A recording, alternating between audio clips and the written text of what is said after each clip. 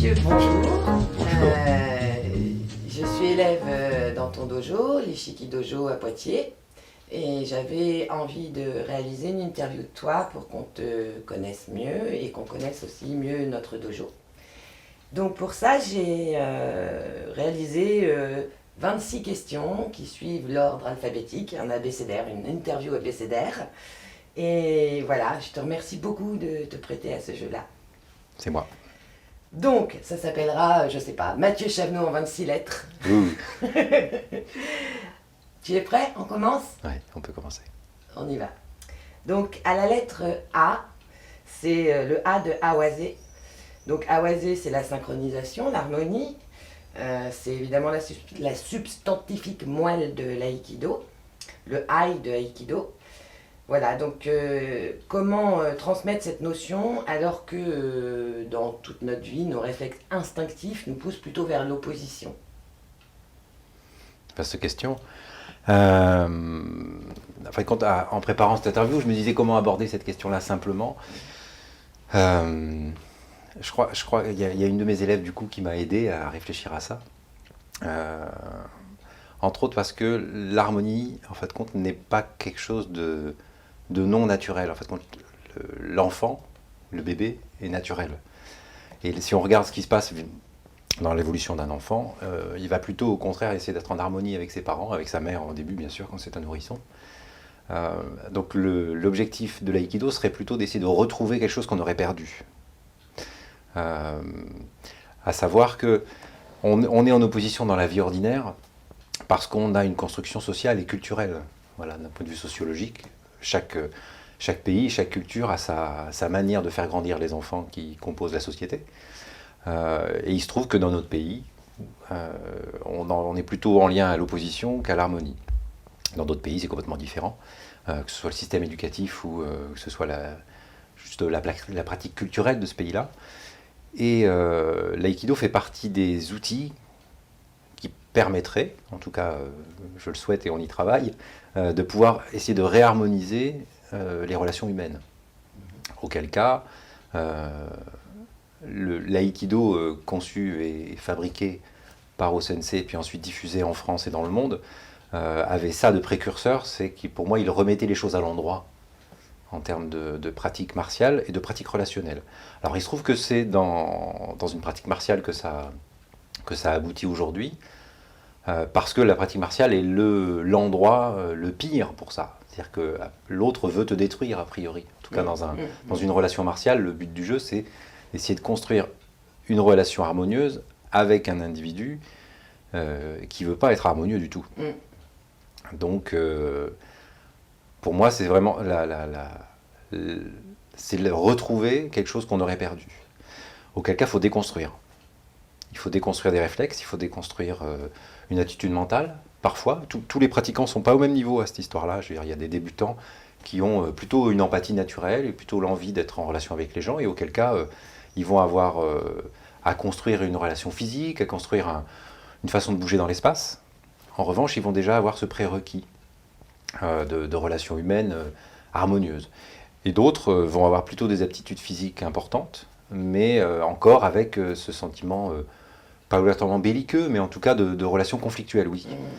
Et tout le rôle d'un sensei sur un tatami, c'est d'essayer de voir où chaque élève se trouve par rapport à cette dimension-là, et de réarticuler avec ce qu'on est, nous, en tant que pratiquants également, essayer de réarticuler ça pour chacun d'entre eux. Et pour ça, c'est formidable, l'aïki. Voilà, d'autres disciplines martiales ou de combat ne sont pas du tout dans cette philosophie-là, ni même dans ce mode d'apprentissage-là. Puisqu'en l'occurrence, des exercices existent, des pratiques existent, des saisies, des frappes, qui permettent plus ou moins de vivre cette réharmonisation. Si on prend par exemple une attaque sur Yokomen, les deux formes d'entrée les plus simples, c'est soit prendre l'attaque à la naissance, auquel cas il va falloir très irimi et rentrer à l'intérieur, et il faut que même en étant très irimi, on puisse arriver à s'harmoniser. Donc pour ça, il va falloir rentrer très tôt, il va falloir prendre vraiment l'attaque à la naissance. Ou inversement, il va falloir complètement absorber l'attaque. Et peut-être que là, c'est schématiquement plus facile de comprendre l'harmonisation. Mais ce qui est formidable, c'est que dans ces deux modes d'entrée, il y a aussi l'harmonisation qui veut se faire. Sauf qu'il y en a une qui est un peu plus compliquée que l'autre, certainement. Et encore, ça dépend des élèves. Il y en a qui arrivent très bien à rentrer Irimi, d'autres qui arrivent un peu moins bien, et inversement. Donc, pour moi, c'est la plus grande richesse de l'aïki, c'est d'essayer de remettre dans le schéma corporel et dans le schéma mental des pratiquants le fait que être harmonieux, c'est naturel. L'homme est un être naturellement harmonieux et bon, je le pense. Donc du coup, il faut le retravailler pour que ça ressorte, que ça revienne. Et rien n'est plus plaisant de voir des pratiquants qui sortent à la fin d'un cours en étant en harmonie avec eux-mêmes, c'est-à-dire souriant, en relation avec les gens, ça papote, ça va même boire une bière à la fin. Ou pendant les stages, on prend le temps. Et ce qui est rigolo pendant les stages longs, par exemple, c'est que la pratique sur le tatami, ce qu'on acquiert sur le tatami se revoit après, lorsqu'on mange ensemble, lorsqu'on prend un café, lorsqu'on fait la fête ensemble. Il y a quelque chose d'harmonieux qui se reconstruit là. Et dans la pratique de l'aïki, c'est un des points majeurs de notre discipline. Ouais. L'harmonie dépasse les tatamis. Ouais, je le pense. Après, on y travaille, mais je le pense foncièrement. Oui. D'accord. Je passe à la question suivante. Je t'en prie. B. Le B de Bukiwaza. Quelle place tu fais au Bukiwaza dans ta pratique et dans ton enseignement? Alors c'est une pratique que j'ai découvert de façon intérieure il n'y a pas si longtemps que ça, il y a 5-6 ans maintenant que ça fait partie des choses qui me tiennent à cœur. Je crois que ce qui a été déclencheur, c'est ce que j'ai vu avec les sensei que je peux suivre. Il se trouve que je suis Bernard Palmier et Franck Noël de manière assez assidue. Moins que je le voudrais, parce que la vie fait qu'on ne peut pas obligatoirement suivre autant qu'on veut. Mais ils ont à chaque fois insisté, en tout cas c'est comme ça que je l'ai appris, ils ont à chaque fois insisté sur le lien entre l'aïkido et les armes. Donc très vite ça m'a parlé. Et après il fallait que passer du fait ça nous parle intérieurement à pouvoir l'enseigner. Et là c'est autre chose. C'est-à-dire qu'il va falloir, en tout cas je me suis astreint à essayer d'avoir de la rigueur là-dedans. Je ne connais pas beaucoup de choses en armes. Par contre, moi je connais pas les katas de Kashima par exemple. Voilà, je les vois, lorsqu'on en fait, je me remémore, mais c'est pas quelque chose que je peux enseigner parce que je les maîtrise pas dans les formes schématiques. En revanche, j'ai des souvenirs très, très clairs d'enseignement de Franck notamment, sur un stage d'été où le lien entre les armes et l'aïki était tellement évident que je me suis dit, ok, c'est ça qu'il faut faire, quoi. Et pour le coup, ça m'a donné du travail. Et je me suis même surpris il y a quelques mois à inventer des passes aux armes en me disant, tiens, celle-là, elle est sortie de moi. Et en même temps, elle n'est pas vraiment sortie de moi, elle est sortie de tout ce que j'ai appris. Donc je pense qu'elle. Oui, c'est un héritage, oui, complètement. Après, il faut essayer de l'enseigner de manière la plus simple possible et en même temps la plus formelle. Alors, ce que j'aime bien avec les armes, c'est qu'on a un côté martial qui est évidemment plus fort parce qu'on a un objet entre les mains. Et qu'on va pouvoir exprimer une martialité peut-être plus tranchante qu'à main nue. J'en suis là en tout cas. Et en même temps, à l'intérieur de cette martialité, retrouver de l'harmonie. D'essayer de retrouver des choses qui font qu'on pratique ensemble, même si la personne veut vous trancher en deux avec un bokken. Voilà, c'est un peu ça. Après, je trouve que ça fait travailler les formes, ça c'est clair, les formes corporelles, ça c'est évident. Il ne faut pas tomber dans le travers de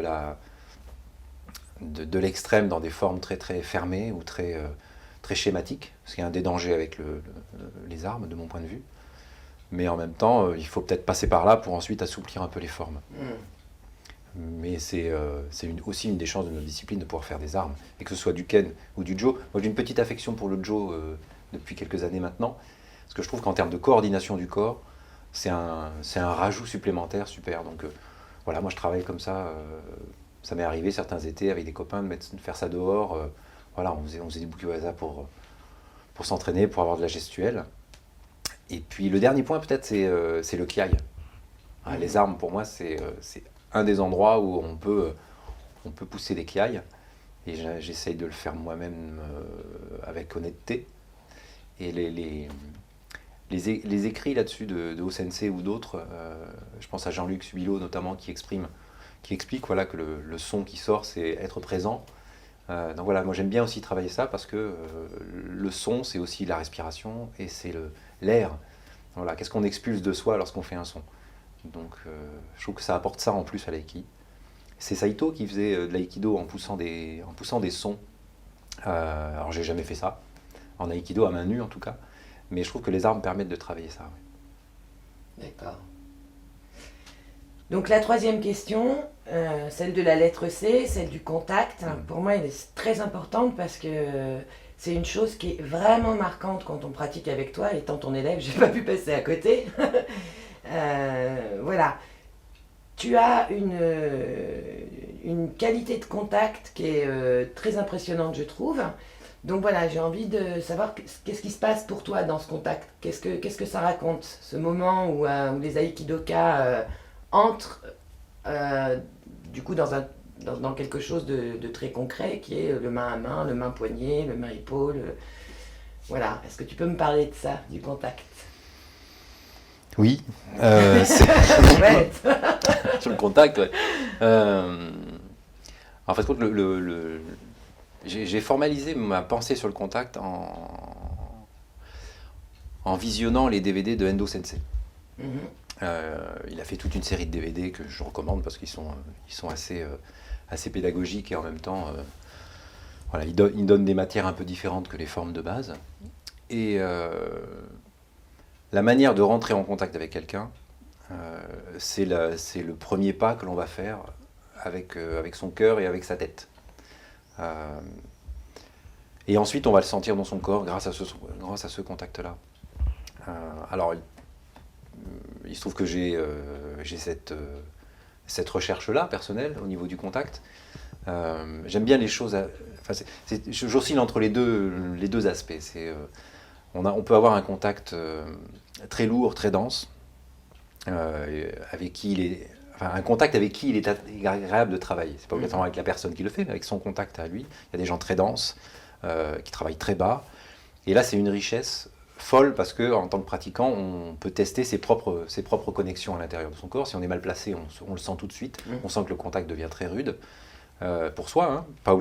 C'est pas obligatoirement la faute de Uke, là, pour le coup. Hein. C'est plus la faute de Tori. Et à l'inverse complètement, on peut avoir des gens qui ont un contact très très très léger. J'ai des souvenirs avec des pratiquants qui faisaient de la danse notamment, avec des contacts mais très très vraiment très légers, des gens très mobiles. Et de ça, il en sort aussi un plaisir énorme. C'est qu'on a l'impression d'un seul coup d'être magicien, quoi, de faire bouger les gens de manière complètement magique. Alors ça apporte une certaine satisfaction à la pratique, ça c'est sûr. Et en même temps, ça apporte la capacité à bien comprendre la différence entre les deux, entre la densité et la légèreté. Il faut, de mon point de vue, pouvoir vivre les deux dans un dojo. C'est-à-dire qu'il y a des gens très denses et puis des gens beaucoup plus légers. Après, en tant qu'enseignant, on va essayer de dire à celui qui est léger d'être un peu plus dense et de dire à celui qui est dense d'être peut-être plus avec, moins dans l'opposition. Dans l'opposition d'énergie, hein, de contact, j'entends. Hein. Voilà pour l'aspect tactile. Après, sur la question du contact, j'ai été aussi influencé par la naissance de ma première fille. Il y a maintenant bientôt 7 ans. On avait fait de l'aptonomie avec mon épouse. Et donc c'est une science qui permet de toucher à travers le ventre de la femme enceinte et de sentir le bébé bouger. Et effectivement, ce qui est impressionnant, et ce que m'avait dit la praticienne d'aptonomie, qui était une révélation pour l'aïkido que j'étais, c'était que le toucher est le seul sens réciproque. C'est-à-dire que si je te touche, tu sais que je te touche. En revanche, c'est pas obligatoirement vrai pour la vue. C'est-à-dire que je peux te regarder sans que tu saches que je te regarde, et ainsi de suite. Et le toucher à ça de réciproque, c'est que on est automatiquement connecté avec ce que la personne veut faire. Alors on s'y prend plus ou moins bien, mais techniquement, c'est complètement réciproque. Et avec les bébés, c'est formidable ça. Enfin, je veux dire, tous ceux qui ont eu des bébés entre les bras, ils savent que si le contact peut être soit très tendu lorsqu'un bébé est en colère ou pleure, ou au contraire très tendre avec un bébé qui est en harmonie avec ses parents ou avec quelqu'un qu'il aime. Et je crois qu'en aïkido, il y a cette recherche-là qui est vraiment intrinsèque à notre discipline. Si on prend le karaté par exemple, qui sont sur des frappes pieds-poings, le contact est complètement différent. Encore que sur certaines formes de karaté, on a des prises de contact qui sont assez similaires avec l'aïki, mais bon, c'est une autre discipline. Le contact, pour moi, peut être un des outils qu'a l'homme, ou la femme en l'occurrence, pour apaiser les choses. C'est un des vecteurs les plus fondamentaux pour apaiser. Si on fait une analogie dans la vie, hein, comme beaucoup, j'ai été à des enterrements dans ma famille. Voilà, et il se trouve que prendre quelqu'un dans ses bras lorsque la peine et la tristesse est là, on ne trouve pas obligatoirement les mots, par contre on trouve les gestes. Je dirais intuitivement, on peut trouver les gestes avec les gens qu'on aime, hein. C'est pas obligatoirement facile de faire ça avec tout le monde, mais en tout cas les mots parfois n'existent pas pour exprimer la tristesse. En revanche, le geste, oui. Et je crois que l'aïkido peut développer ça à partir du moment où le pratiquant ou la pratiquante se dit « Ok, c'est un véritable atout. Mon contact avec quelqu'un est un atout. » Alors après, c'est la construction de chacun et la vie de chacun. Il y en a qui sont plus ou moins à l'aise avec ça. Mais je crois que notre discipline tend à ça. Tend à rétablir le contact entre les gens et le contact physique entre les gens. C'est très aïkido, par exemple, dans les stages, de voir les gens se masser, de voir les gens se tenir. On serait presque dans une culture d'Afrique du Nord, où les Chinois, par exemple, ou les Vietnamiens ont ça aussi. Dès qu'ils parlent avec quelqu'un, ils t'attrapent, ils te tâchent. Voilà, ils sont dans le tactile, c'est-à-dire que la relation entre les gens est tactile. Moi, je trouve ça assez formidable. Je dis pas que c'est simple, surtout dans une pratique d'aïkido, puisque le but du jeu, c'est que l'autre veut soit vous en coller une, soit vous attraper le poignet. Donc il y a une relation à construire. Mais pour moi, le contact, c'est la base de toute relation. Et le tactile à l'intérieur de ça, c'est magique. Et donc ça se travaille. Oui, ça se travaille, ça prend du temps. Il y a des exercices, hein, il y a des grands sensei français qui ont bâti des théories et des exercices là-dessus. Je pense que ça vaut le coup de le faire en cours, pour que chacun puisse ressentir que dans le contact, il y a des choses formidables. Et puis le dernier exemple, c'est le débutant qui commence, voilà, qui met la première fois le pied dans un tatami. Il va capter l'ambiance, il va voir si les gens sont sympas ou pas, disons, faisons simple. Mais le premier contact qu'il va avoir avec le sensei qui est sur le tatami, pour lui, va être important. Le sensei a l'habitude, puisqu'il est là tout le temps. Mais par contre, la première personne qui rentre, la première fois qu'elle va être touchée, elle va tout de suite, ça va imprimer quelque chose. Alors elle va y revenir, elle va le re-questionner, etc., etc. Mais pour moi, c'est l'un des premiers souvenirs qu'on laisse. Et c'est très souvent, lorsqu'on fait des stages, qu'on se rend compte qu'au premier contact, on arrive à évaluer le niveau de quelqu'un. Et là, il n'y a plus de couleur de ceinture. En fin de compte, c'est juste que touche-moi et je te dirai ce que tu vaux, quoi. Et il y a des gens qui sont surprenants là-dessus, vraiment surprenants, où tu dis, ah oui, d'accord. Je sais que par ton contact, je vais avoir à travailler, je évalue ton niveau, et ça, c'est que du tactile. Voilà. Pour moi, le contact, c'est vraiment cette notion fondatrice de l'aïkido. Je me doutais que tu aurais une très belle réponse sur cette question. Je continue. Je t'en prie. Tu parlais de débutant, mais justement, c'est très bien, puisque c'est le D de débuter, la question suivante. Voilà, c'est compliqué aujourd'hui de faire venir de nouvelles personnes dans les dojos, bien qu'on reste, la France, je veux dire, on reste une nation plutôt pratiquante, hein. Il y a quand même pas mal d'aïkidoka dans notre pays. Ceci dit, on constate que voilà, il y a une baisse des inscriptions.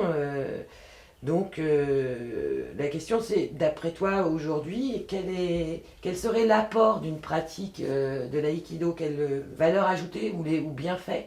Voilà, qu'est-ce que la pratique de l'aïkido peut amener de positif? Pourquoi faire de l'aïkido? L'avenir de l'aïkido est sur ton dos. Ouais. J'ai un souvenir l'année dernière. Je regarde le caméraman là, parce que c'est Arnaud Puck qui est le président du club, avec qui on a été voir Endo Sensei à Toulouse l'année dernière. Et Endo, ça fait une petite dizaine d'années que j'essaye d'aller à ses stages quand il vient en France. Et l'année dernière, il a commencé je ne sais plus exactement ce qu'il disait, mais en tout cas je l'ai ressenti comme ça. Il nous a demandé pourquoi est-ce qu'on venait là, aussi simplement que ça. Alors à la japonaise, donc des fois c'est un peu bloc comme question. En ayant un sourire en même temps, c'est qu'est-ce qu'on vient chercher. Et donc je me suis posé la question sur le tatami à cette époque-là, c'était en septembre dernier, et la chose qui m'est venue, c'était je cherche à apaiser mon cœur.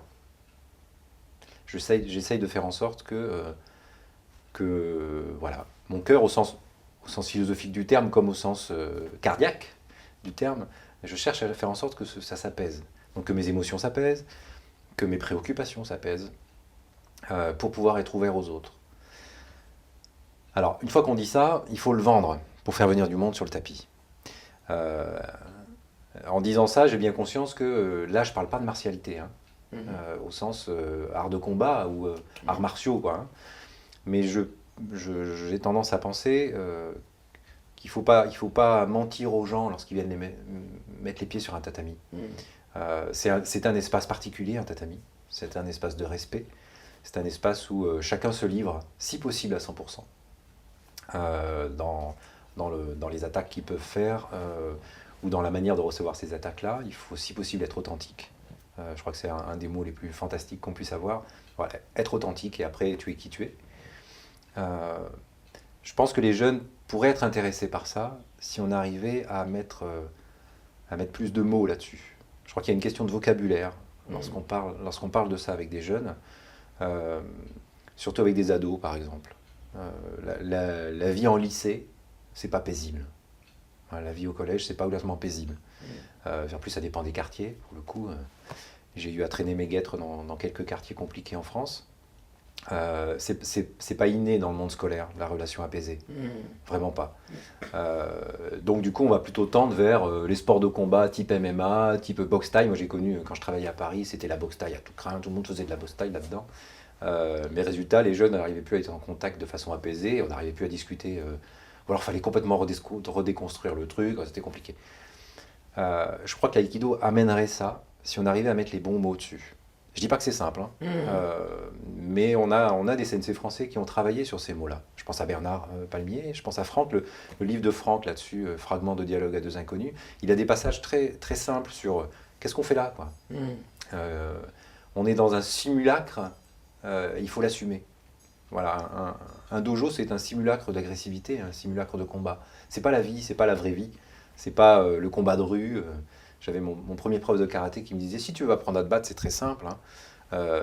Tu vas tous les samedis soirs déclencher une bagarre dans une boîte de nuit.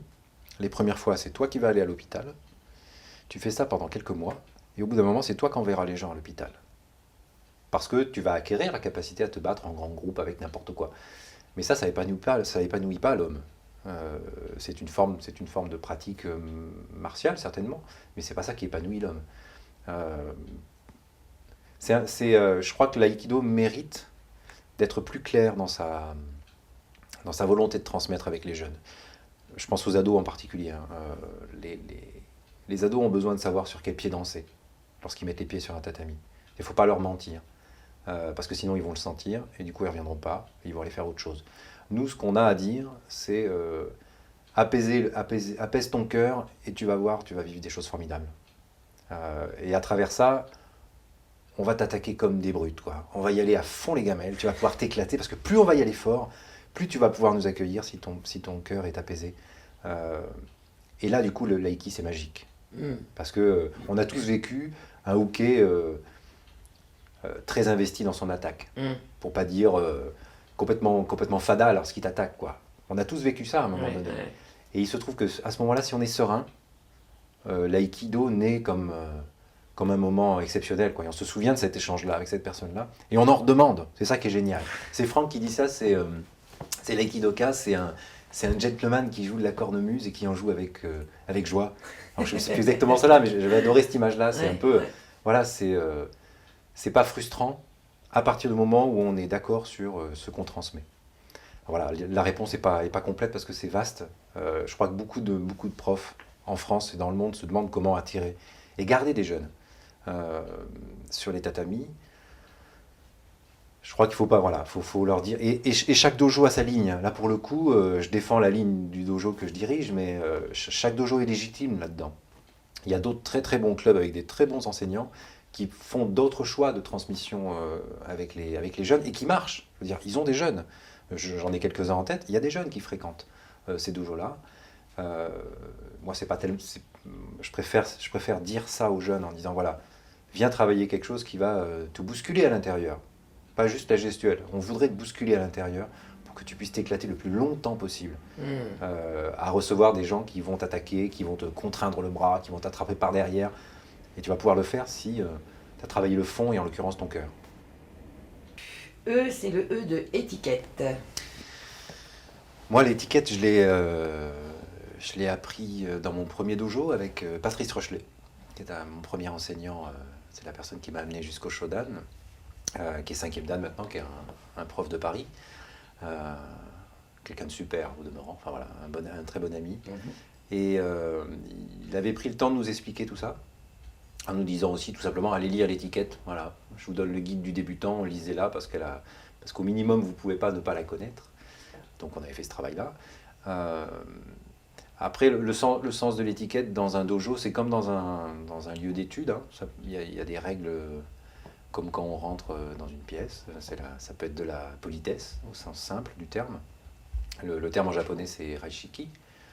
Et je me souviens aussi à l'école des cadres, il y a plus de 10 ans maintenant, on avait eu une intervention là-dessus sur qu'est-ce que ça apporte d'un point de vue de la vie dans un dojo. Et autant j'y suis sensible, parce que ça me permet d'évaluer si l'élève sait où il met les pieds quand il rentre dans un dojo. C'est le fait de saluer, le fait d'être respectueux, le fait de se mettre en seiza quand on patiente. C'est plus pour moi un degré d'évaluation. Voilà, est-ce que la personne commence à intégrer le fait qu'on met les pieds dans un dojo, pas comme quand on met les pieds dans la rue. Puis le deuxième aspect, c'est assez banal, hein, mine de rien, c'est de se dire, voilà, le soir, on a vécu notre journée de travail, de scolaire, peu importe, et on rentre dans le dojo de manière un peu différente. Alors, si on respecte ce Reishiki, c'est pour moi un des bons médias pour apprendre. Voilà, se mettre dans une position d'apprendre. C'est Yamaguchi Sensei qui disait venez avec un cœur de débutant à chaque fois. Je crois que ça permet ça. Le Reishiki permet ça. À partir du moment où on se dit que c'est pas un carcan, mais au contraire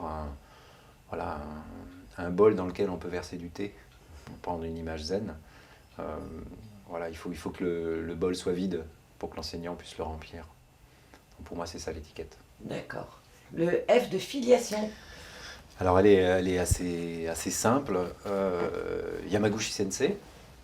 En France, c'est assez commun, parce qu'il est venu en France et il a imprimé et formé beaucoup d'experts français. Donc Yamaguchi Sensei, ensuite Bernard Palmier Sensei. Dans la même mouvance, Franck Noël Sensei. Mais mon prof et mon sensei, c'est Bernard. Et puis ensuite, c'est moi. Du coup, quand Bernard dit souvent ça vaut le coup, vous connaissiez votre grand-père quand il parle de Yamaguchi Sensei. Donc je suis plutôt dans cette filiation-là. Voilà, c'est savoir d'où on vient. Et puis pouvoir, maintenant avec Internet, on peut voir des vidéos de Yamaguchi assez facilement. Donc ouais, j'aime bien cette filiation, elle me va, je l'assume assez bien, ouais. J'aime bien ça. D'accord. Ensuite, le G de grade, les fameux grades. Voilà, je voudrais savoir pour toi quel sens ça a un grade et en quoi un grade ça constitue une relation à son sensei. Quand j'ai commencé et jusqu'à mon Shodan, en fait, j'avais donc Patrice Rochelet était assez clair là-dessus en disant voilà, le but du jeu c'est de passer des grades, voilà, de passer des Q et puis d'aller au Shodan. Et puis j'ai passé mon Shodan en 2004 et après je me suis dit en fait quand je commence quoi. Je me suis redit l'aïkido commence pour moi et puis ainsi de suite. Alors il y a cette première vision-là. La deuxième, c'est la vision fédérale. Voilà, on est dans une fédération, on est en France. Donc en l'occurrence, les Shodan, Nidan, etc. sont des grades d'État, puisqu'ils sont remis par un diplôme. Et qu'en l'occurrence, lorsqu'on est gradé en Aikido, comme dans les arts martiaux, on a un statut particulier au niveau de la loi et de la justice française. Et oui. Ah oui. Et oui. Si par exemple tu es violent dans la rue, le juge pourra regarder si tu as un diplôme d'art martial. Donc il te faudra la notion de réponse proportionnée sera aussi à regarder en fonction de ta formation martiale. Donc en France, c'est assez particulier. Dans le monde, je ne sais pas comment ça se passe, mais en France, il y a cette notion-là qui est importante. Mais au demeurant, les grades sont effectivement une relation entre un élève et son professeur. Moi, j'ai envie de dire à mes élèves, et je l'ai dit il n'y a pas si longtemps que ça, que tout débutant qui commence j'aimerais pouvoir arriver à le former pour un Shodan en 4 ans, 4 ans et demi. J'aimerais bien arriver à faire ça. Parce que c'est une temporalité qui me semble intéressante. Et puis ça fixe un horizon. Et à l'intérieur de ça, en revanche, je suis assez souple sur les grades de Q. Souple dans la temporalité à laquelle je propose à chaque élève de le passer. En revanche, je fais passer un examen qui est similaire à l'examen fédéral, donc à l'examen pour l'obtention d'une ceinture noire, parce que ça met l'élève dans une position où à un moment donné, voilà, faut sortir ce qu'on est et ce qu'on fait. Donc j'aime bien la phrase disant voilà, j'aimerais bien vous voir faire de l'aïkido, faire votre aïkido, et que ce soit du 5e Q jusqu'au 1er Q, c'est toujours la même démarche. Montrez-moi ce que vous faites et quel est l'aïkido qui est vivant en ce moment chez vous. Et à ça, je fais en sorte de présenter mes élèves dans les grades d'école lorsque je suis sûr qu'ils vont l'avoir. Parce que le but du jeu, c'est pas de sanctionner un échec, c'est plutôt de récompenser un niveau et une pratique régulière. Et le dernier point, mais ça c'est plus formateur, pour certains types de grades, je pense à partir de 3e Q par exemple, j'attends pas que de la forme. Voilà, j'attends des principes, mais ça c'est assez commun, je pense que beaucoup d'enseignants ont cette approche-là. Moi j'attends aussi une attitude vis-à-vis de la relation à l'autre, et vis-à-vis de la relation à soi-même. C'est-à-dire, on peut parler d'ego, c'est sûr. Moi, je suis assez enclin à essayer de sentir. Moi, je suis quelqu'un plutôt d'intuitif dans ma relation aux autres. Donc, j'essaie de cultiver chez mes élèves le fait que un grade, c'est une chose, mais une attitude sur le tatami ou dans la vie, c'est aussi important. Donc, il y a cette notion-là. Après, on peut ne pas être en accord avec ça. Moi, ça ne me dérange pas, pour le coup. C'est comme ça. Mais voilà, le but du jeu, c'est que les pratiquants aillent jusqu'à la ceinture noire, pour moi. Et après, si possible, bien sûr, plus loin. Et pour y arriver, je me laisse assez de flexibilité pour pouvoir, en fonction de chacun, donner le grade 4e, 3e, peu importe. Et après, il y a la Kama. L'histoire fait que ça a été expliqué par d'autres bien mieux que moi. Avant, on pratiquait avec la Kama dès qu'on débutait. Aujourd'hui, en France, on met la Kama a priori qu'à un certain niveau, que ce soit 3e ou 2e Q, il y a une différence entre les hommes et les femmes. Bon, moi je fais pas de différence entre les hommes et les femmes. Dans mon dojo, on porte la Kama à partir du 3e Q. Parce que je considère que c'est un bon moment pour le faire et que ça laisse 2 ans derrière, 2 ans et demi derrière pour présenter une ceinture noire. Donc ça me semble un bon cheminement. Puis ça a de la gueule, un Hakama. Donc c'est bien pour quelqu'un qui s'investit de mettre le Hakama. Je trouve que ça apporte des choses, oui, complètement. Donc la question suivante, c'est la lettre H de Hitorewaza, c'est-à-dire le travail seul. Quelle place accordes-tu à ce travail-là? Une place assez réduite, parce que mon quotidien est celui d'un professionnel, pas de l'aïkido en l'occurrence, parce que j'ai un autre métier. C'est aussi celui d'un père de famille, donc j'ai pas beaucoup de temps obligatoirement à consacrer à ça. En revanche, ça m'arrive régulièrement d'arriver avant le cours. J'essaye d'arriver un quart d'heure, une demi-heure. Quand j'arrive à arriver une demi-heure avant un cours et que le dojo est libre, je m'échauffe seul. Je fais souvent des armes seul. Pour le coup, je fais du jo ou du ken en fonction de ce que j'ai envie de travailler. Et donc je m'échauffe avant l'échauffement que je fais à mes élèves.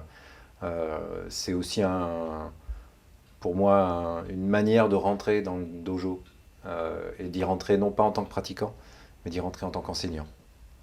Et de dire voilà, j'ai quelque chose à transmettre. Et là, le thème du cours, ça infuse pendant que je m'échauffe. Et du coup, je m'en sers comme ça. D'accord. I. Donc là, forcément, j'ai choisi Ishiki puisque c'est le nom de notre dojo. Alors voilà, j'aimerais que tu nous parles de Ishiki, ce que c'est, pourquoi on a choisi ce nom sur ta proposition. Donc voilà, je voulais savoir ce que ça peut signifier pour toi. Écoute, moi, c'est un terme que j'ai découvert à travers la lecture du livre de Philippe Granger, Le corps Aiki.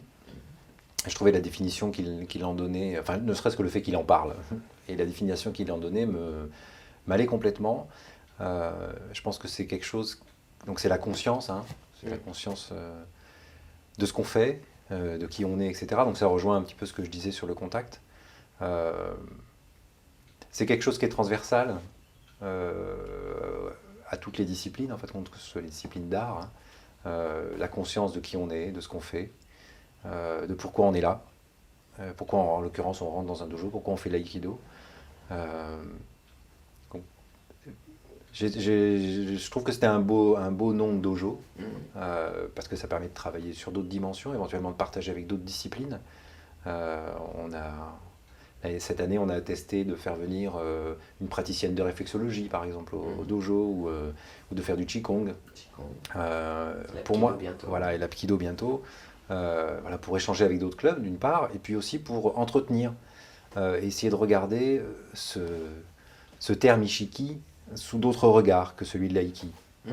Parce que pour le coup, que ce soit la philosophie, la lecture, le cinéma, tout ça, de mon point de vue, nourrit la conscience de l'être humain et donc nourrit la conscience du pratiquant. Je pense que c'est un très beau terme, j'aime beaucoup. En plus, d'un point de vue de la sonorité, j'aime assez ce mot-là. Et ça me paraît un beau chemin, voilà, une belle voie, essayer d'approfondir la conscience de soi et la conscience des autres, ça me paraît un chemin tout à fait plein en fin de compte. Il y a de la matière à travailler tout le long de sa vie là-dessus. D'accord. Alors, tu l'as évoqué tout à l'heure, tu as parlé un peu de joie, ça sera l'objet de la lettre J. Parce qu'on parle beaucoup, tu l'as dit aussi tout à l'heure, de l'aspect martial de l'aïkido.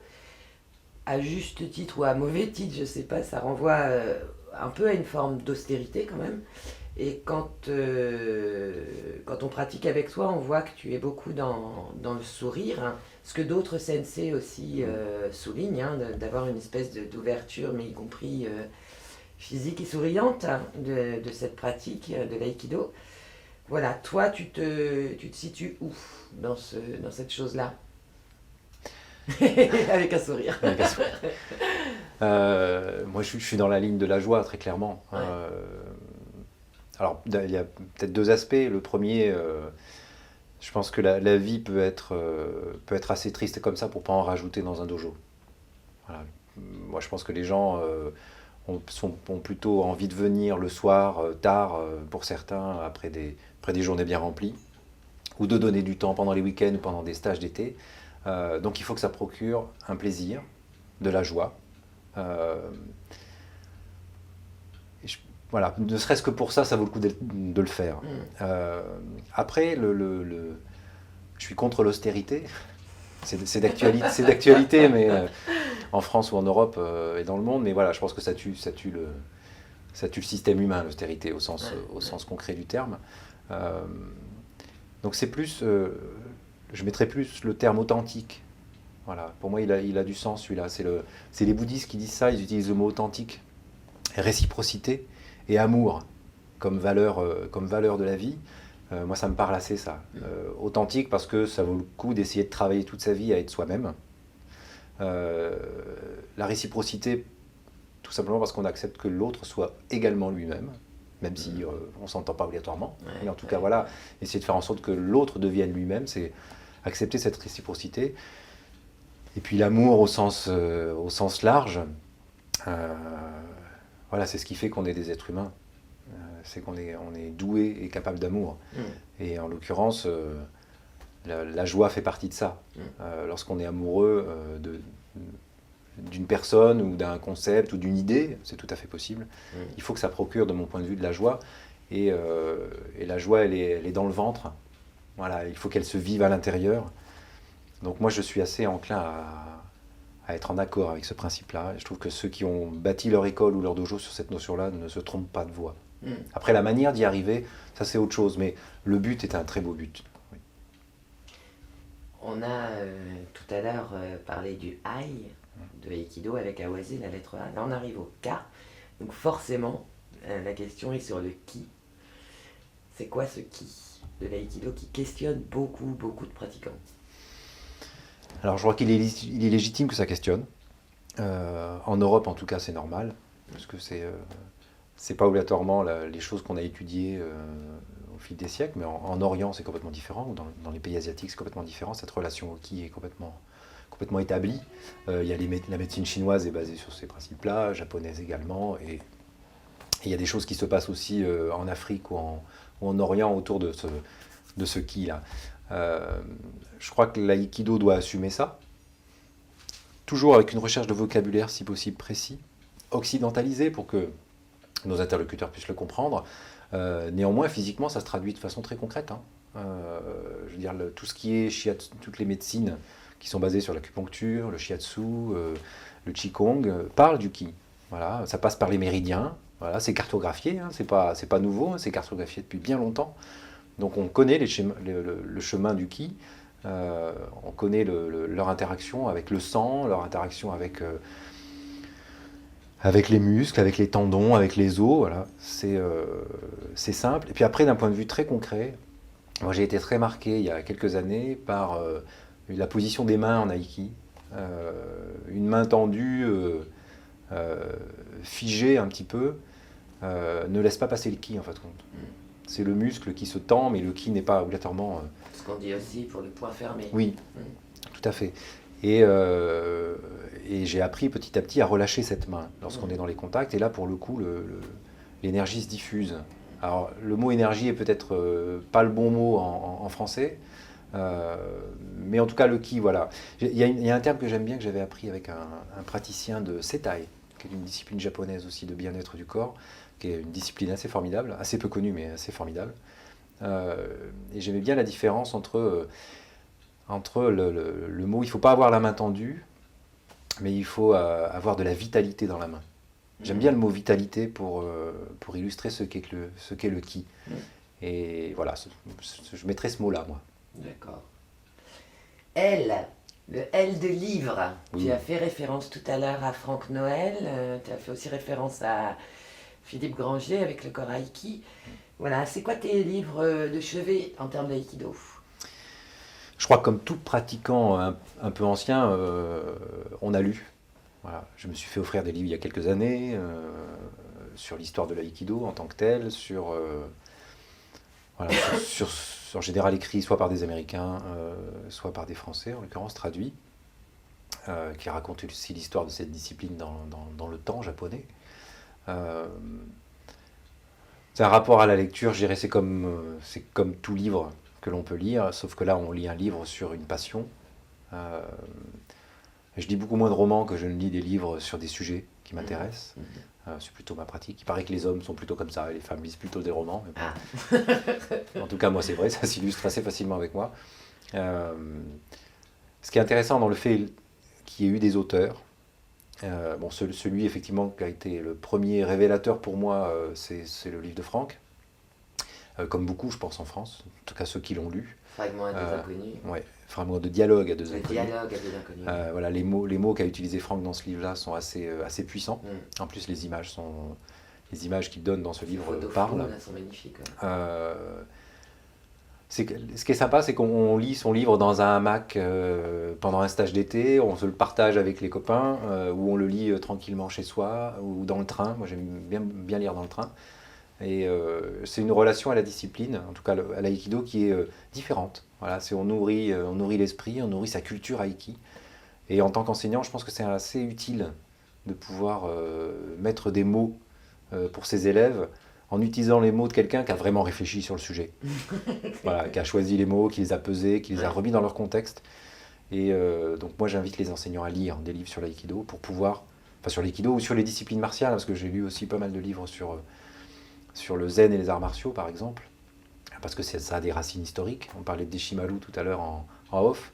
Voilà, je pense qu'il y a des gens ont écrit là-dessus et ont posé du vocabulaire. Et pour moi le vocabulaire est important, donc du coup j'essaie de reprendre du vocabulaire de gens qui l'ont pensé avant moi. D'accord. Et bien justement, M de maître, donc ce qu'on pensait avant. La relation maître-élève, sensei pratiquant, voilà, c'est quelque chose de particulier. Qu'est-ce que c'est cette relation? Quelle est-elle? Est-ce que d'abord aussi, elle est toujours la même avec chaque élève ou... Non. Voilà. Ben voilà, je pense pas qu'elle est toujours la même. Après, c'est une relation duale. J'ai eu plusieurs enseignants dans ma pratique et ça fait 10 ans maintenant que j'ai choisi. De mon point de vue, dans cette relation-là, il y a un choix. Un choix qui appartient d'abord à l'élève. Pourquoi? Parce que le maître ou l'enseignant d'aïkido, il est là. En fin de compte, il est dans son dojo, les élèves passent, mais lui, il demeure. Donc il faut que ce soit l'élève qui choisisse. Et si possible, il ne faut pas que l'enseignant ait une attitude de séduction vis-à-vis de ça. Il faut qu'il soit lui-même, pour en revenir à l'authenticité. Il est lui-même, il est ce qu'il est. Ça ne veut pas dire qu'il est parfait, ça ne veut pas dire qu'il est imparfait, ça veut dire qu'il est lui-même. Et en l'occurrence, un élève qui, au bout de quelques années de pratique, parce qu'en général, en tout cas, moi, c'est mon chemin, ça a été ce chemin-là, il fait un choix en disant, voilà, cette personne-là, je la considère comme mon maître. Avec ses défauts et ses qualités. Hein. Là, pour le coup, un maître n'est pas parfait. Et je dirais tant mieux, d'une certaine manière. Moi, mon maître, c'est Bernard Palmier. C'est un ami, c'est devenu un ami. Parce on s'est poli, un peu comme De Gallet, mais comme il a fait avec d'autres de ses élèves. Là, pour le coup, il n'y a pas d'exclusive. C'est peut-être une des notions que je rajouterais, c'est voilà, un maître a plusieurs élèves. Et c'est tant mieux. Et c'est tant mieux parce que justement, il n'y a pas de relation exclusive. Ça ne veut pas dire que c'est pas possible, mais en tout cas, voilà, c'est pas ma pratique. Et puis après, il y a des sensei qu'on aime bien pour leur qualité. Donc je ne vais pas redire les noms que j'ai déjà dit, voilà, on a compris. Et ensuite, on est maître d'aïkido. Moi, je suis enseignant d'aïkido, je ne suis pas maître d'aïkido. Je suis un jeune professeur. J'ai encore plein d'années devant moi, j'espère en tout cas. Peut-être qu'un jour, mes élèves diront de moi que je suis leur maître. Aujourd'hui, ça me va s'ils disent que je suis leur sensei. Voilà, c'est une fierté aussi, c'est sûr. En tout cas, c'est une reconnaissance.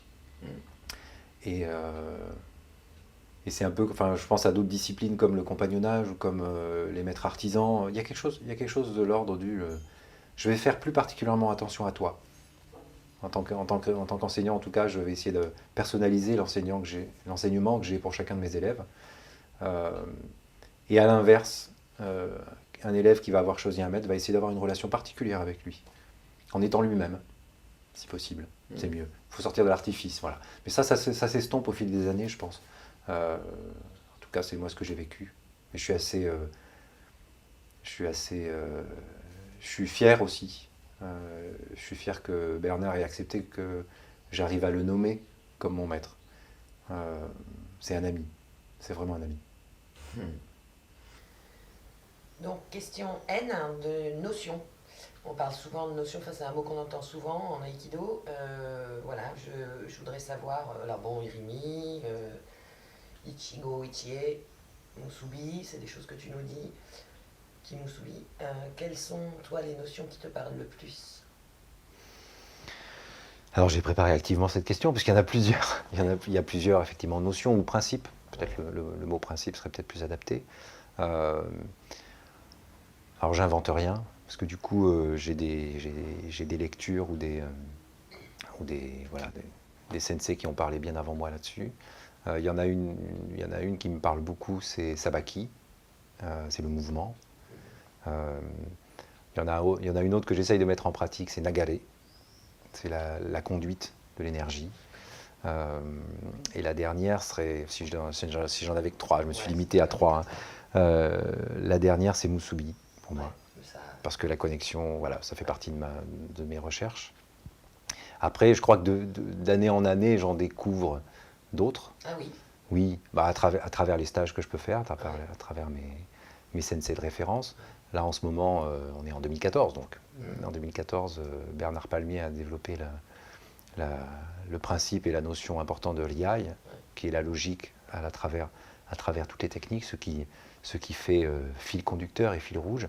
Ça m'intéresse. Voilà, je pense que c'est une notion qui est importante à pétrir au fil des années.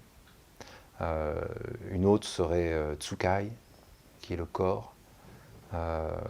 Parce qu'on a tous le corps qu'on a, hein, pour le coup. On n'est pas tous égaux là-dessus, de fait. On est même tous singuliers. Et donc, comment est-ce que son corps se positionne dans la pratique? Comment son corps bouge? Voilà, assumer pour certains d'être un peu petit, pour certains d'être un peu trop grand. Pour ma part, d'être plutôt un poids léger. Voilà, comment est-ce qu'on arrive à faire avec son corps dans la technique? Et la dernière, ce serait Atari. Ce serait voilà, la notion d'engagement, Parce que bah, parce qu'à un moment donné, faut aller de l'avant, faut prendre des angles, etc. Et c'est pas simple. Voilà, c'est pas simple avec les différents gabarits avec lesquels on peut travailler, avec son propre corps. Donc voilà, ce seraient ces notions-là qui m'intéressent en ce moment. C'est des principes, je reprends le mot principe parce que c'est ce que tu as dit au départ, ce qui nourrissent et qui font que la pratique puisse continuer longtemps. Je pense, oui. Ouais. Il y en a d'autres qui sont tout aussi importants, Ouais. mais me semble-t-il, si on se concentre dessus, elles n'amènent pas la même plénitude au fil des années. Il y a d'autres notions techniques ou des principes techniques qui sont importants, hein, que ce soit la verticalité, le centrage, le fait de travailler bas sur ses jambes. Voilà, tout ça, ce sont des principes techniques importants, mais ils ne constituent pas, à mon sens, un socle assez profond pour que ça puisse être étudié toute une vie, sans se lasser. Ouais. Ça peut être étudié toute une vie, mais moi je me lasserais si c'était cela qui me motivait. Je préfère des choses plus profondes, plus questionnantes, et surtout qui, au fil des années, on a le droit de changer d'avis. Voilà, on a le droit de changer de perception sur ces choses-là. C'est sûr que Nagare, par exemple, lorsqu'on débute l'aïkido ou lorsque j'ai passé mon shodan, j'en avais pas du tout la même perception qu'actuellement.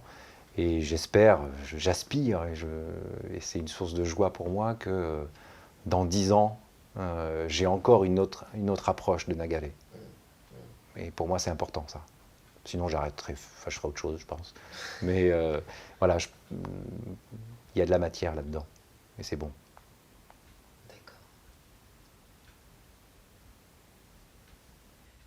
O. Alors, forcément, c'était O de O-sensei. Donc, quand on pratique, on a des rituels de pratique, et notamment le début qui consiste à saluer le kamisa, ou sur lequel il y a le portrait de O-sensei. Voilà, moi j'arrive, je suis complètement débutante, c'est ma première fois dans un dojo, et là c'est la planète Mars, on salue un portrait. C'est quoi? Pourquoi? C'est quoi ce truc? Ça fait partie de l'étiquette du Raishiki, en l'occurrence de saluer le kamisa. Là, on est à la frontière du culturel et de la pratique dans un dojo. C'est-à-dire qu'au Japon, on salue le kamisa. Certains pratiquants qui ont une religion, je pense par exemple à ceux qui ont une religion juive, ne peuvent pas saluer, ou même ceux qui peuvent avoir une religion musulmane ne peuvent pas obligatoirement saluer au sensei, en l'occurrence le kamisa dans un dojo. Moi, ça ne me dérange pas plus que ça. Voilà, là, pour le coup, c'est la vie. En revanche, je mesurais pas bien ça quand j'étais élève seulement. Maintenant, je le mesure mieux quand j'enseigne, puisque en l'occurrence, on rentre sur le tatami, tous les élèves sont en ligne, et je me suis rendu compte que j'ai toujours le réflexe de regarder le kamisa avant de m'asseoir face à mes élèves. C'est-à-dire que je me mets sous le regard, pas de ce portrait, mais sous le regard de l'aïkido, sous le regard de tous les enseignants qui enseignent partout dans le monde. Bizarrement, je me dis, tiens, voilà, je ne dois pas être le seul à rentrer sur le tatami à cette heure-là dans le monde, en France bien sûr. J'aime assez ce rituel, parce qu'on t'y pose le fait que on va vivre quelque chose ensemble, sous le regard d'une histoire, sous le regard de quelqu'un qui a fondé une discipline. Et on rend hommage, voilà, on le salue juste pour rendre hommage. Et en même temps, c'est le deuxième mouvement qui me plaît plus, c'est que voilà, on va se saluer mutuellement. Moi, par exemple, je ne sais pas si ça se fait, mais en tout cas, moi, je le fais. Donc, je ne sais pas si c'était très Raishiki, mais je le fais dans un dojo. Lorsque le kamisa est placé à un endroit qui n'est pas central, par exemple, par rapport au dojo, je m'assois quand même au milieu du dojo face à mes élèves et pas face au kamisa. C'est-à-dire que normalement, l'enseignant doit se placer entre le kamisa et ses élèves, d'un point de vue rectiligne. Moi, si le kamisa il est placé ailleurs, je préfère néanmoins me placer au centre du dojo face à mes élèves plutôt que décalé face au kamisa. Bon, parce que symboliquement, c'est plus important pour moi d'être en lien avec ceux qui sont vivants que d'être en lien avec celui qui est mort. Mais c'était une posture. Il y a aussi des sensei, moi j'ai remarqué ça, qu'il y a des sensei qui se mettent à une certaine distance du kamisa. Voilà, il y en a qui se mettent plus ou moins près du kamisa et plus loin de leurs élèves, et d'autres qui Voilà, alors j'ai cru comprendre que c'était une histoire aussi de où on se situe dans, Dans l'échelle. Dans l'échelle, ouais. Je sais pas le mot, mais oui. Moi, je me place plutôt près de mes élèves. Mm. Voilà. D'accord. P. Le P de parole. Quelle place tu fais, toi, à la parole dans ton enseignement? Est-ce que tu mets tout en mots? Est-ce que parfois tu es dans le silence? Tu peux me raconter ça? Les deux, chef. Dans les deux, ouais, je suis plutôt quelqu'un qui parle de nature. Je suis plutôt à essayer d'expliquer. Voilà, en même temps, ça m'est arrivé de faire des cours une première demi-heure en silence. Oui, je me Parce que, souviens. ouais, voilà. C'était très drôle. Ouais. Aussi parce que c'est ça qui m'habitait ce moment-là, quoi. Ouais. Peut-être une dure journée et pas envie de parler. Et le temps que moi-même je rentre dans la séance et que mon corps se délie, et du coup le corps se délie et la parole se délie. Voilà, après je pense que ça dépend du public qu'on a essentiellement. Je pense que si on est axé sur le fait qu'on est au service de ses élèves, à ce moment-là, il y en a certains qui vont avoir besoin d'entendre des mots. Il y en a d'autres qui vont plutôt avoir le besoin qu'on passe beaucoup avec eux pendant la séance. Ils vont avoir besoin de toucher. J'ai un souvenir de Bernard qui disait je fais attention à chaque cours de pouvoir toucher chaque personne et chacun de mes élèves. Donc ça, j'essaye de le faire vraiment. De passer, voilà, de toucher tous les élèves qui se sont déplacés ce soir-là pour venir à mon cours. Et après, j'essaye de trouver les mots justes pour chacun d'entre eux. Voilà, j'essaye. Hein. Mais je pense que c'est une alternance. Je pense qu'en France ou en Occident, on a cette culture de la parole et de l'explication. Il ne faut pas ouvertement se brimer. Après, le seul écueil, ça arrive, on est tous tombés en stage avec des profs qui parlaient trop. Donc quand on l'a vécu en tant qu'élève, on essaye de faire attention, de ne pas le reproduire quand on est prof. Parce que sinon, c'est fatigant. Donc Q, la lettre Q de qualité. Est-ce qu'il y a des qualités qu'il faut nécessairement posséder pour pratiquer l'aïkido? Pour être un aikidoka ou une aikidokate accomplie, il y a certaines qualités auxquelles on ne pourra pas ne pas les avoir. On ne pourra pas ne pas les avoir. Je pense à une capacité à bouger, à être mobile. Donc ça veut dire qu'il faut que le corps suive, mine de rien. Et pour certains pratiquants, c'est peut-être plus dur. Et ça, il faut faire avec, techniquement. Je pense qu'essentiellement, l'une des qualités majeures qu'il faut avoir, mais ça c'est valable, c'est l'écoute. Il faut être en capacité. Il faut avoir la qualité, une qualité d'écoute. Mais ça se travaille pour le coup. Après, il y a les qualités physiques, dont je viens d'en parler, mais c'est pour moi une qualité d'écoute. Et après, on fait avec le corps qu'on a. Oui, parce qu'il y a des pratiquants en chaise roulante. Alors on peut être mobile en chaise roulante, bien entendu. Oui, c'est dans ce sens-là où tu veux dire. Oui. C'est on fait de l'aïkido. L'aïkido est une voie, pour le coup. C'est pas une technique. Donc, il se trouve qu'il y en a qui sont plus avancés sur la voie. Mais du coup, ils regardent en arrière et ils essayent d'amener les autres sur ce chemin-là. Mais il n'y a pas de fin. Il n'y a pas de fin. Donc, peu importe où on est sur la voie, à partir du moment où on respecte les principes qu'on évoquait tout à l'heure, ou qu'on...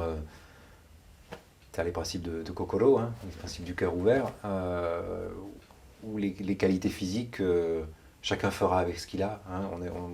Ça m'est arrivé de pratiquer en ayant mal, en ayant des douleurs, en étant de guingois. Ce jour-là, j'étais un peu moins fier de moi, de ce que je faisais. Néanmoins, ça ne m'empêchait pas de faire un peu d'aïki quand même. Donc c'est une qualité pour les débutants. Il n'y a pas de prérequis, à part bien sûr les contre-indications médicales, mais ça c'est autre chose. Mais il n'y a pas de prérequis puisque on va forger avec le métal de base, quoi. Donc si le métal est très malléable, tant mieux, parce que ça veut dire qu'on va pouvoir le modeler de façon plus simple. Mais s'il est déjà un peu dur, on prendra le temps qu'il faudra. Alors on arrive à la question du R, qui est une question autour du renoncement. Est-ce que quand on pratique l'aïkido, il y a des choses, des postures, des je ne sais quoi, des choses auxquelles il faut renoncer? Il y a une réponse assez simple, en fait, c'est l'ego. Il faut renoncer à son ego. Et dans le mot renoncement, il y a un acte de responsabilité. Renoncer, c'est être actif. Et donc c'est choisir de renoncer à l'ego. ou en tout cas travailler dessus pour qu'il s'efface petit à petit. Je crois que c'est le plus important, mais c'est valable pour d'autres disciplines bien sûr. Mais je crois que c'est vraiment ça. Après, il faut renoncer, peut-être, faut renoncer à un esprit belliqueux. Ah oui, bien que c'est écrit le mot martial. Voilà. Je pense que le sens, c'est pas, voilà, le sens de la martialité, c'est pas le fait d'être belliqueux. On peut aimer le contact rude, on peut aimer, même pour certains, on peut aimer la bagarre. Mais l'esprit belliqueux, c'est autre chose. Pour moi, il y a une notion beaucoup plus forte. Les gens belliqueux ne sont a priori pas des personnes complètement accomplies dans la sagesse en tout cas. Et donc il faut renoncer à l'ego et donc à une certaine forme d'agressivité dans la relation avec les autres. D'accord. Je poursuis? Ouais. Je t'en prie. Donc S de sensei. Alors, on a une question un peu, c'est peut-être un peu brutal, mais quel sensei es-tu? Voilà, et je complète la question avec que souhaites-tu pour tes élèves? Le meilleur pour mes élèves. Oui. Quel sensei je suis? Le meilleur. Bonne question. Non, c'est... Je crois que j'essaye d'être moi-même. En fait, quand j'essaye d'être Mathieu, voilà, dans la vie comme sur les tatamis. Après, la fonction d'enseignant, c'est la volonté d'essayer de faire avancer chacun de mes élèves en partant de là où il est et en essayant de l'amener le plus loin possible s'il reste à mes côtés et que ça lui plaît. Donc pour ça, c'est un choix. Enfin, on est sensei parce qu'on enseigne, mais on est aussi sensei parce que ses élèves acceptent de rester avec nous, tout simplement. Donc voilà, après, ce que je veux transmettre à mes élèves, c'est ça. Ouais. C'est l'envie de faire l'aïkido toute leur vie. Voilà, ça, pour moi, c'est important. Et du coup, ma pédagogie, ou ce que j'essaie de transmettre, tourne beaucoup autour de tout ça. Voilà, on a le temps. On a le temps. Ouais. J'avais envie de t'entendre sur le rapport au temps qui est particulier dans notre pratique. C'est quoi? Bah, outre le temps qui passe avec l'horloge, tous les pratiquants qui ont un peu de métier, donc qui vont pratiquer plusieurs années, vont à un moment donné de leur pratique se rendre compte que le temps ralentit au cœur d'une technique ou au cœur d'une relation. Et c'est un grand plaisir de pouvoir ressentir ça. À partir du moment où on arrive à mettre le doigt dessus, c'est un des fruits de la pratique. Un des fruits de la pratique longue, c'est de se rendre compte que sur un shomen, par exemple, en fait, quand on le voit arriver bien avant qu'il se déclenche physiquement. Et une fois qu'il est déclenché, on se rend compte qu'il y a plein d'espace. Et en même temps, c'est Musashi qui écrivait ça. C'est à l'endroit où l'on peut mourir que l'opportunité de s'en sortir existe. C'est Yamaguchi Sensei aussi qui disait ça, si ma mémoire est bonne. Voilà, c'est un des grands principes des arts martiaux, c'est que c'est vraiment à l'endroit où on peut mourir, que tout est possible. Donc avant, c'est trop tôt, et après, c'est foncièrement trop tard. Donc il y a cette question-là qui est pour moi relative au temps dans la pratique de l'aïkido et dans la technique. Et à partir de ce moment-là, si on est calme, si on est posé,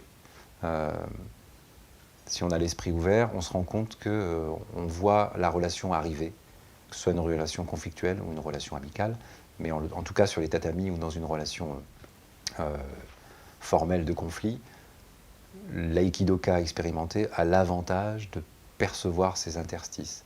Il y a une phrase que j'aime beaucoup dans un livre de développement personnel qui explique que la différence entre l'animal et l'homme, c'est la réponse au stimuli. La réponse au stimuli. C'est-à-dire que toute personne est sensible à des stimuli, en l'occurrence, mais l'homme a le choix, l'être humain a le choix de la réponse qu'il va donner. L'animal peut avoir des réponses qui sont tout à fait programmées de par sa nature, mais l'homme a le choix. Il a le choix du temps de réponse à ce stimuli. Et je crois que c'est constitutif de la nature humaine, et appliqué aux arts martiaux et à l'aïkido en particulier, c'est vraiment cette notion de temps à l'intérieur. Voilà, on a le temps éventuellement d'apaiser les choses. Et après, techniquement, on a le temps de prendre de la longueur, on a le temps de s'écarter, on a le temps de sortir de la ligne, en tout cas de rentrer dans la ligne d'attaque, diraient certains, pour pouvoir mieux pivoter et s'en sortir. De Uke, parce que alors voilà une bête particulière de l'aïkido. En tout cas, moi, c'est quelque chose qui me questionne, mais énormément. Voilà, donc, puisque c'est moi qui questionne, qui est-ce, ce Uke? Qu'est-ce que c'est que ce... C'est quoi ce rôle qui est compliqué, où on ne doit pas être complaisant et en même temps accompagné, enfin comme si Uke était construit de choses très inverses, quoi. Très, voilà, compliqué de comprendre, je trouve, ce tout-là. Bah, on a souvent coutume de dire en aïkido qu'un bon uke fera un bon tori. Alors ça illustre une chose fondamentale, c'est qu'on a la chance d'évoluer dans une discipline qui accorde autant d'importance au travail de uke qu'au travail de tori. Donc ça, c'est fondamental dans notre discipline. Beaucoup d'autres disciplines martiales ou de combat, c'est pas du tout la même chose. C'est-à-dire qu'on subit. Uke subit pas. Uke donne à travailler. Donc il y a une grande question de générosité dans Uke. Et d'un point de vue du savoir technique, Uke se doit de travailler l'attaque la plus véridique et la plus réelle possible pour que le deuxième contact le rende mobile pour faire travailler tori. C'est pour ça qu'on a cette harmonie qui se crée. Puisque l'un des enjeux de Uke, c'est d'être acteur de l'harmonie avec tori. C'est-à-dire qu'on a tous des expériences en pratique où Uke ne cherche pas l'harmonie, et du coup l'aïkido s'arrête très vite. Ouais. Voilà, une entrée irimi définitive, c'est tout à fait possible. Ouais. C'est l'aspect vraiment martial de notre discipline, hein. Enfin, ça peut être définitif très très vite.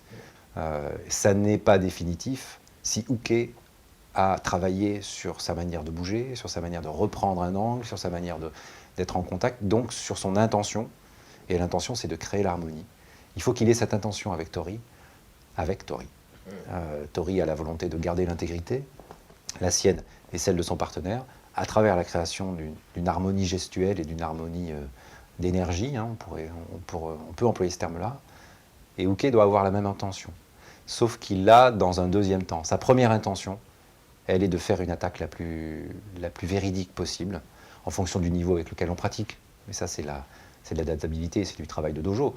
Mais la première intention, c'est celle-là, et la deuxième, c'est de créer l'harmonie. Et pour ça, il faut forger son corps, il faut forger sa technique de chute, nukemi, sa technique de contact, arriver à placer son poids et sa densité au bon endroit pour donner le plus de travail à tori. Et voilà, c'est une voie majeure, hein. La voie de Uke est une voie majeure pour l'aïkido comme tori. Il y a vraiment 50-50 là-dessus. Donc suite du questionnaire, on en est à la lettre V du mot volonté. Alors ça, pour moi, je trouve que c'est une sacrée question. C'est pas que je sois particulièrement fière de ma question, mais moi, en tant que pratiquante, c'est quelque chose qui me pose vraiment question. C'est quoi la place de la volonté dans l'aïkido? Est-ce qu'il y a une place? Oui. Il y en a une, mais comme dans la vie. Hein. On pourrait résumer l'être humain à 3 capacités importantes. L'amour, la connaissance et la volonté. C'est-à-dire que c'est un trio qui est constitutif d'une vie humaine. Et donc à partir de ce moment-là, sur le tatami, ça se retrouve également. C'est-à-dire qu'avoir envie de rencontrer et de travailler la discipline de l'aïkido, c'est automatiquement amour. Voilà, O-sensei l'a dit bien avant moi. La connaissance, c'est la connaissance technique, la connaissance formelle, etc. Il arrive le dernier ingrédient, la volonté de le faire, c'est-à-dire de faire ce qu'on a appris, même dans les situations les plus compliquées, où on est en pression, où on doute, où votre prof vous corrige, où par exemple la relation avec un partenaire ne se passe pas bien, voilà, ou au contraire se passe très bien. Mais ça, c'est plus facile d'avoir la volonté dans ce genre de cas. Et puis, c'est propre au chemin, hein, c'est propre à la voie. C'est-à-dire qu'il faut avoir la volonté au fil des années de continuer à avancer. Voilà, donc c'est la volonté, elle est constitutive de l'être humain et de l'aïkidoka, comme toute discipline. Parce que souvent, on peut entendre des sensei nous reprendre sur un truc de volonté en disant mais t'en veux trop. Oui, bah après c'est le fameux équilibre, hein. C'est que si t'en veux trop mais que t'as pas la connaissance, tu te rends compte que te jeter sur une attaque, ça n'a pas de sens. C'est très généreux, pas de souci, mais ça veut dire que tu manques de connaissances sur ce que c'est qu'une attaque réelle, sur ce que c'est le fait d'attaquer de manière réfléchie et de manière applicable et au sens concret du terme. Donc voilà, tu as trop de volonté, il faudrait peut-être traduire par tu manques de connaissances sur ce que c'est. Parce que la volonté est bonne. Voilà, quelqu'un qui a vraiment la volonté d'être sur les tatamis, c'est la base, quoi. Il y a des élèves qui sont là 1 fois par semaine, 2 fois, d'autres qui sont là 3 fois, qui font des stages, beaucoup. Voilà, ils ont cette volonté-là, elle est très positive. Et du coup, c'est à compléter par les 2 autres valeurs importantes. W de Waza. Question toute bête, est-ce qu'il y a une technique que tu préfères, toi? Ah, c'est une bonne question.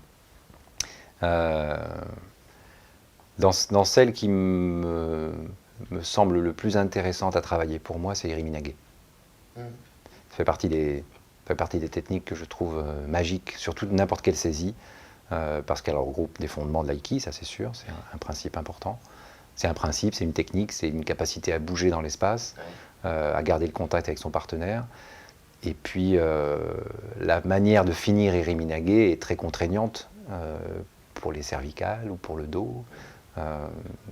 Et donc voilà, c'est un vrai sujet d'étude, Iriminage, pour moi. Donc je prends beaucoup de plaisir à faire Irimi. Les autres techniques, j'aime beaucoup Kokyuho comme exercice. Voilà, avec la sensation qu'il se travaille des choses importantes dans cet exercice-là. Du coup, j'aime beaucoup cette technique. Et puis, si je devais en choisir une dernière, je trouve que tout ce qui est Ushiro Waza, on en parlait il n'y a pas si longtemps que ça, fait partie du domaine des Waza, qui sont un vrai sujet d'étude pour l'aïkidoka. Qu'est-ce qui se passe lorsqu'on est attrapé sans voir son partenaire? Voilà, ça fait partie des grands sujets pour moi. X. X c'est compliqué de trouver un mot, donc je me suis dit question X, eh bien c'est la question personnelle. Est-ce que tu aurais une anecdote à nous raconter dont tu peux dire qu'elle a changé ton aïkido? Alors j'en ai une vieille, je ne sais pas si elle a changé mon aïkido, mais en revanche elle m'a fait prendre conscience de quelque chose, oui. Donc certainement. Mais comme j'étais jeune aïkidoka, je n'avais pas encore le recul nécessaire pour me dire elle a changé quelque chose. Je me suis retrouvé il y a à peu près 10-12 ans maintenant, dans un stage avec Franck Noël à Paris. Je devais être 4e Q, à peu près. Et je me souviens très bien avoir fait un échange avec lui en soirée Waza, Shomen, Ikkyo. Et je l'attaque, il me fait chuter, je ne comprends pas grand-chose, mais je me retrouve bien par terre. Et au moment de me relever, je recroise son regard, et là, panique. Panique littérale. Comment ça? Qu'est-ce qui s'est passé? Il est lui-même, et moi je suis complètement surpris par son attitude, son regard. Et comme un débutant, je plonge dans son regard alors qu'il ne faut pas y aller, quoi. Et du coup, panique. Et j'hésite à réattaquer une deuxième fois. Donc là, il me regarde avec assistance en disant « Bon, ben, on y va, on continue pas, quoi. » Et j'ai bien mis... pour moi, ça a duré une éternité, hein, le temps que je reprenne mes esprits et que je sorte du regard et puis de l'attitude de ce sensei. Et je crois que ça m'a appris quelque chose qui reste encore très ancré en moi. C'est que voilà, la relation se passe même quand la technique est finie. C'est-à-dire que lui n'avait pas coupé la relation. Moi je l'avais coupé parce que je me réveillais. Je sortais d'une technique. Et donc ça, ça m'a appris ça, c'est que la relation ne se coupe pas. Ouais, mais on en parlera à la fin de ça si tu veux. C'est une petite question. Donc c'est vrai que c'est une anecdote qui m'a marqué beaucoup. Ouais. Après, des anecdotes qui me tiennent à cœur, c'est le off dans les stages. Voilà, moi j'ai la chance de faire des stages où à chaque fois l'ambiance est magnifique avec les aikidoka qui sont présents quand ça dure sur plusieurs jours.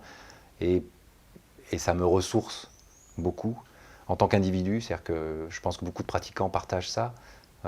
Voilà, faire un stage d'été ou faire un stage un peu plus long, ça permet aussi de créer une petite bulle, en tout cas en tant que pratiquant, et de revenir à la vie quotidienne regonflé, reboosté. Donc il y a ce qui se passe sur le tatami. Donc là, j'ai plein d'anecdotes de fêtes, de discussions, de relations, même sans mots, voilà. Et c'est vrai que ça, pour moi, c'est important. C'est nourrissant. Oui. Y. Alors j'ai choisi Y de Yamé, parce que c'est une chose qu'on entend tout le temps sur les tapis. Et en tant que pratiquante, moi j'ai remarqué que les sensei, alors j'imagine en fonction de comment ils ont construit leur cours ou leur stage, suivant les sensei, on n'a pas du tout le même temps de travail, on n'est pas du tout dans le même rythme. Alors je voudrais savoir, toi, quand est-ce que tu dis yamé? Enfin, c'est quoi le sens du temps que tu laisses aux pratiquants? Bah, il y a deux façons de faire, au moins deux façons de faire. La première, lorsqu'on débute un cours avec une idée un petit peu de ce qu'on a vraiment envie de faire, moi j'essaye de calibrer le temps. Si par exemple j'ai décidé de revoir Ikkyo, Nikkyo, Sankyo, Yonkyo, Gokyo en Swariwaza, je sais très bien que je vais laisser au moins un quart d'heure, 10 minutes de pratique pour que les gens puissent le faire, parce que c'est long, et puis qu'il puisse y avoir plusieurs échanges autour de ça. Et donc là, je vais volontairement laisser du temps aux gens pour le faire. Et puis il y a le deuxième aspect, qui lui est plus intuitif, voilà, que je pense que tous les profs le font, parce que c'est ça. Je dis yamé quand ça sort de mon ventre, en fin de compte, en fonction de ce que je ressens du groupe. Donc c'est-à-dire, je ne calcule pas obligatoirement le temps que chacun a à pratiquer, mais j'observe, je regarde beaucoup, j'essaye de sentir les choses, et ça peut être parfois un signe de fatigue chez un des pratiquants, ça peut être parfois une montée en pression d'un duo, par exemple, qu'il faut mieux canaliser et couper les choses. Ça peut être un duo qui ne fonctionne pas et qu'il faudrait changer. Ça peut être voilà, une atmosphère d'étude très, très forte, et du coup, il faut plutôt attendre. Donc c'est plutôt de l'ordre de l'intuitif et du ressenti. Voilà, quand je sens que c'est le moment, je ne me pose pas trop de questions, je le dis. Et du coup, je me rends compte que parfois je me plante. En disant, bah, j'aurais dû laisser 5 minutes de plus, parce que les gens avaient ça. Et du coup, c'est derrière, je vais essayer de réapprofondir un point et de remettre assez rapidement les gens à la pratique. C'est-à-dire, je vais intervenir 20 secondes ou une minute maximum, et après remettre très vite les gens à la pratique. Donc voilà, des fois je tape juste, et puis des fois je tape pas juste, mais c'est plutôt comme ça. Oui. Donc dernière question, la lettre Z. J'ai choisi le mot de Zanshin. Je sais pas, je le dis pas super bien. Zanshin, Zanshin. Est-ce que tu peux expliquer la relation qu'il y a entre cette chose-là et le ki? J'ai entendu un peu de ça déjà tout à l'heure quand tu as parlé de ton anecdote personnelle avec Franck Noël et cette histoire de regard, parce que j'ai l'impression que c'est ça qui s'est passé aussi. Enfin, que c'était autour de ça.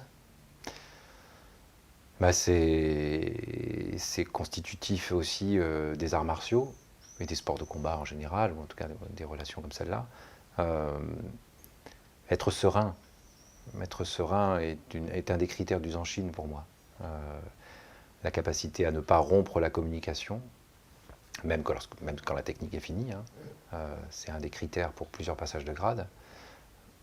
Et en même temps, pour le relier au ki, je dirais que le Zanshin serait la conséquence d'un ki harmonieux, en tout cas qui circule correctement dans le corps. Voilà, si notre intention, Ishiki, est apaisée et claire dans ce qu'on a envie de pratiquer, dans ce qu'on a envie de faire, dans ce qu'on a envie d'accueillir, à ce moment-là, notre ki est plus libre dans le corps, et le Zanshin, je dirais, passe de la conscience à l'inconscient. C'est-à-dire qu'au début, on va travailler sa posture, on va travailler sa verticalité, Et puis petit à petit, au fil des années, on va se rendre compte qu'elle est là. Les armes aident beaucoup à ça. Les suburi aident beaucoup à ça. Donc c'est plus, ce serait de mon point de vue une conséquence. Voilà, une conséquence de, un, la conscience, deux, les choses qui sont digérées et qui font que le Zanshine existe. Après, il y a peut-être une deuxième notion, c'est l'intégrité. Garder son intégrité, c'est aussi être dans une position de Zanshine et essayer d'arriver à produire l'intégrité chez le partenaire dans la relation. C'est aussi montrer à son partenaire que voilà, on est bien, on est posé, on est serein, on est droit, on est quelques critères de posture. Et puis voilà, on a une intention claire, que notre partenaire sente clairement notre intention. Et si possible en Aikido, que ce soit une intention d'accueil et d'amour, si possible. Ce sera le plus abouti pour apaiser la situation, puisque c'est l'objet de l'aïkido, apaiser la situation. Ok. Merci beaucoup. Merci à toi.